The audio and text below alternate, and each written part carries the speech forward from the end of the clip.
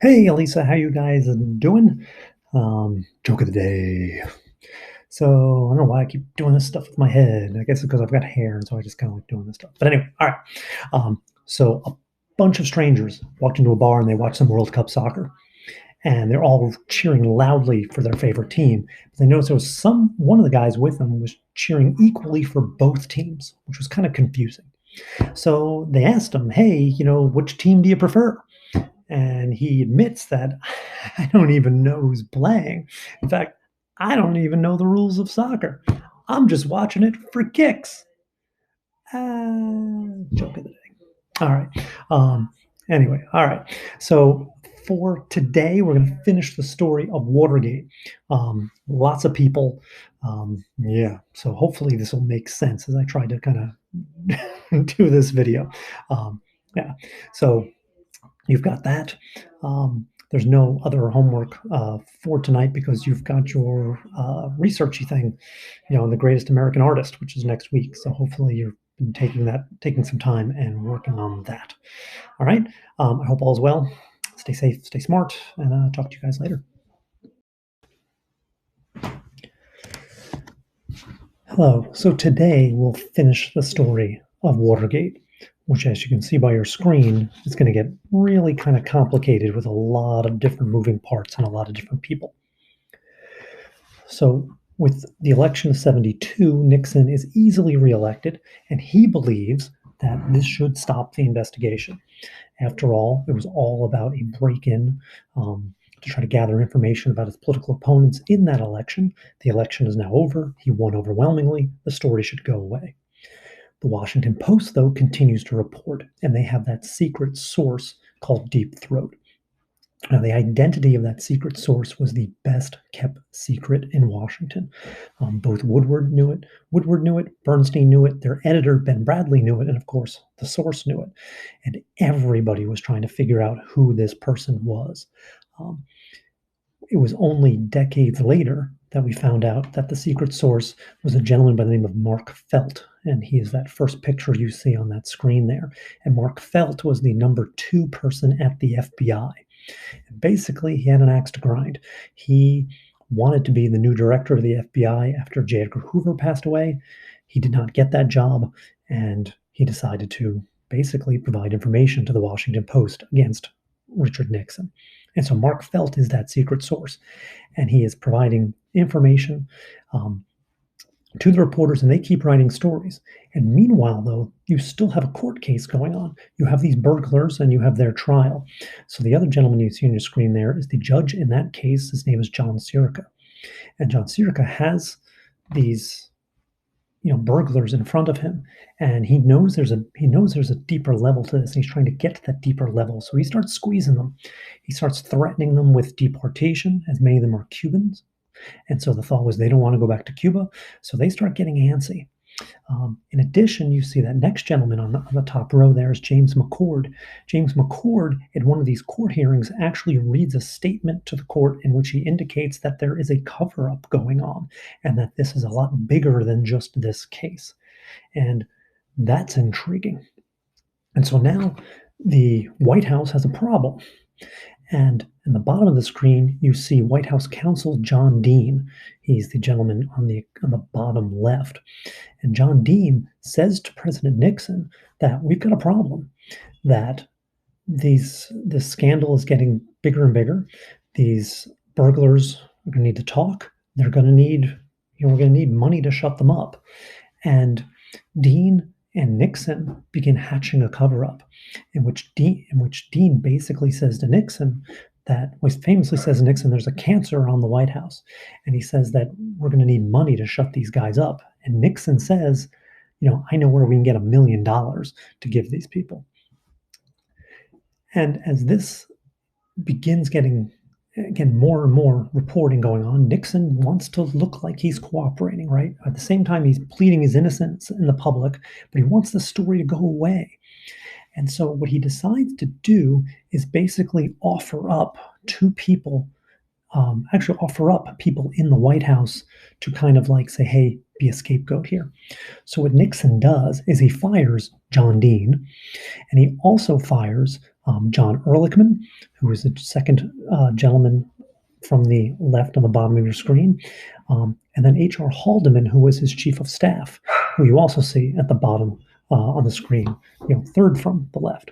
And so he tells these three guys, I'm going to fire you guys. I'll take care of you, later. If anything should happen to you, you might have to go to jail, but I need you to be good soldiers.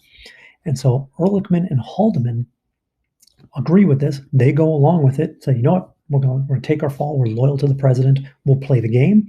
Both of those men actually would go to jail. John Dean says, yeah, no, I don't think so. I didn't sign up for this. And so John Dean isn't going to play the game.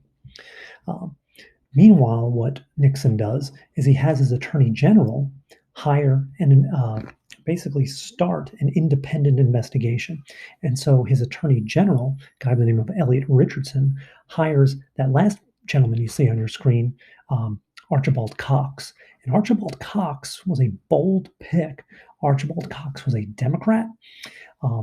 And so here you have Nixon, again, trying to look good, that he's fired these people who he says these were the bad apples, right? And I've now going to empower a Democrat to investigate me, right? He looks good coming out of this, and it actually works with public opinion. Except again, John Dean refuses to play along. And so the deeper this gets, Congress eventually begins to investigate this. And so you have John Dean agreeing to testify. And so again, that picture on the left is John Dean testifying in front of Congress about what he knew. And he says that he uses that line, I told the president that I think we have a cancer in the White House. He talks about how the president offered to get $1 million to pay off the burglars. Nixon, of course, says, wait a minute, this guy's just a disgruntled employee. He's just saying these things because, he's mad he got fired. Who are you going to believe, the president of the United States or a guy who got fired?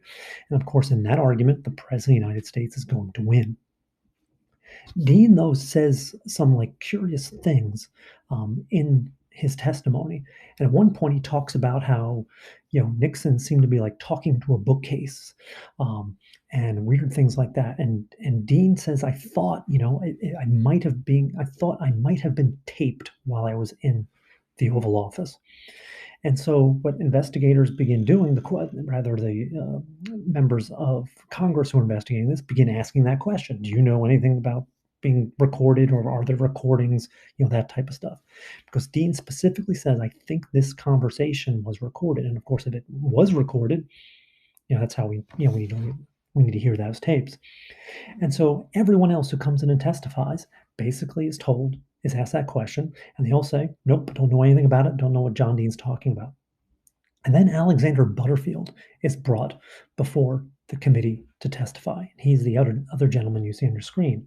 And they ask him about the tapes. And the thing is, Butterfield hasn't gotten the memo, hasn't been briefed. So when he's asked about the tapes, he kind of stammers. And that stammering is very telling. And so they say, well, what do do you know? And they're asking about a tape of one specific conversation. And what Butterfield reveals is that every conversation in the White House is taped. And they're secretly taped, and nobody's supposed to know it's being taped. And so they ask Butterfield, how do you know they're being taped? And Butterfield says, it's my job to replace the tapes, right? So everything is being recorded on a reel-to-reel piece of tape. It was Butterfield's job to put on a new reel when the tape ran out.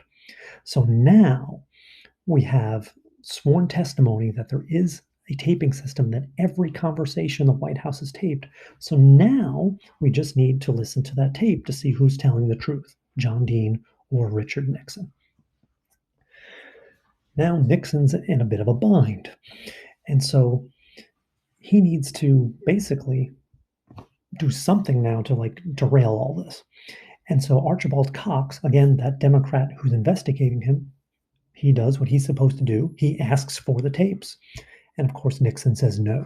He says they're executive privilege. There's secret stuff on there. I can't turn them over. But he keeps asking. And so Nixon says to his attorney general, you have to stop Archibald Cox. You can't let this guy keep coming after me like this. And his attorney general, Elliot Richardson, the first gentleman you see on the screen on the left, says he's doing his job. He's doing exactly what he's supposed to be doing. I'm not going to fire him. And so Nixon then says, no, I'm ordering you to fire Archibald Cox. And the Attorney General says, I won't do it, and he resigns. The Assistant Attorney General is William Ruckelshaus, and that is the second gentleman you see from the left. Nixon then says, okay, you're now the new Attorney General. I order you to fire Archibald Cox. He too refuses to do it, and he resigns. It now turns over to the Solicitor General, which is the government's chief lawyer, and that's Robert Bork. That's the third person you see on your screen. And so Nixon says to Robert Bork, you now are the acting Attorney General. I need you to fire Archibald Cox. And Robert Bork says, okay, I'll do it. And so basically over the course of one night, this is why it's called a Saturday Night Massacre, the Attorney General, the Assistant Attorney General, and the independent investigator all are removed from office. But it doesn't stop people asking for the tapes, right? People know the tapes exist. They want the tapes. And so the thought is, what do they say? And so eventually Nixon does turn over some tapes, but they're edited. He first turns over transcripts of the tapes that have things that are just blacked out, and pages and pages and pages of them are blacked out. And he's not turning over anything from that one particular conversation that John Dean says, I know happened. So eventually this goes all the way up to the Supreme Court. And it goes all the way up to the Supreme Court on a monumental day, July 24th, 1974. And on July 24th, 1974, two monumental events in American history. One, the Supreme Court unanimously declares that Richard Nixon must turn over all the tapes, all of them unedited. So the actual physical tapes have to be turned over to the investigators. And if that wasn't monumental enough for July 24th, 1974, it's also the day of my birth. So there you go. I was a good-looking kid. I wonder what happened. Anyway. So now Nixon starts turning over the tapes. And there's the tape again that everyone's kind of looking for. There seems, as the investigators get it and they listen to it, and there's a huge gaping hole in the middle of the tape. So you're listening to the tape, and then the tape goes silent for minutes. And basically, everyone's like, "Hey, where's this tape? You know, this is what we're looking for." Nixon blames his secretary, Rosemary Woods, for this because it was her job to make transcripts of the tape. And so they said, how the heck could it be her fault? So the White House actually had her stage this photo as to how she might have done this. So if you look in front of her, she's got a typewriter. To the right of that typewriter on our left is the recorder. And then underneath the desk, there are foot pedals so that she can do play, fast forward, rewind, that type of stuff. And so what she claims is that she tried to hit stop or pause on the tapes to answer a phone call. And so she hit pause and then reached for the phone. And they, of course, thought this was ludicrous. So here she is trying to do this great gymnastics move where she's got her foot on the pedals and the control and is still reaching to answer a phone when anyone else would just move their chair over to answer the phone. So it wasn't very convincing. That picture was actually in the front on the cover of Time magazine, I believe. And so it's now getting close to Nixon. And so Nixon now decides to resign. And the question then is, who do you resign to? And so Nixon writes, as you see, a one-sentence letter to the Secretary of State, Henry Kissinger, and Nixon resigns on August 9th, 1974, as of noon, making Gerald Ford the next president of the United States. Now, Gerald Ford is an interesting answer to a trivia question. Gerald Ford was not elected either vice president or president, but yet becomes president. Gerald Ford was not Nixon's first vice president, I should say. His first vice president was Spiro Agnew. Spiro Agnew had to resign because it was discovered that he had not been paying his taxes. So you needed to replace the vice president, And the House of Representatives basically told Nixon, the only guy we'll allow you to have, the only guy we'll vote for is Gerald Ford. And Gerald Ford had been Speaker of the House of Representatives. Everyone loved the guy. And so he was been the only one that everyone would have supported. So Gerald Ford became vice president. He was kind of picked by Nixon, and the Senate approved.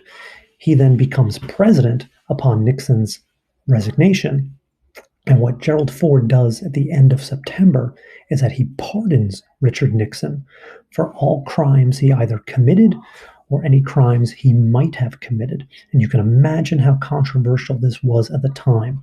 As Gerald Ford said, our long national nightmare must end.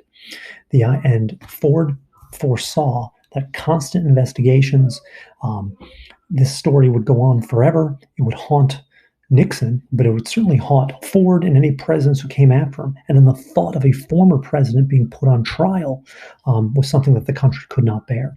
So Ford decided to pardon Nixon of all crimes. Nixon, to his credit, never wanted the pardon, didn't ask for the pardon. He accepted it. I guess you really don't have a choice at that point. But Nixon, to his dying day, denied any wrongdoing in Watergate.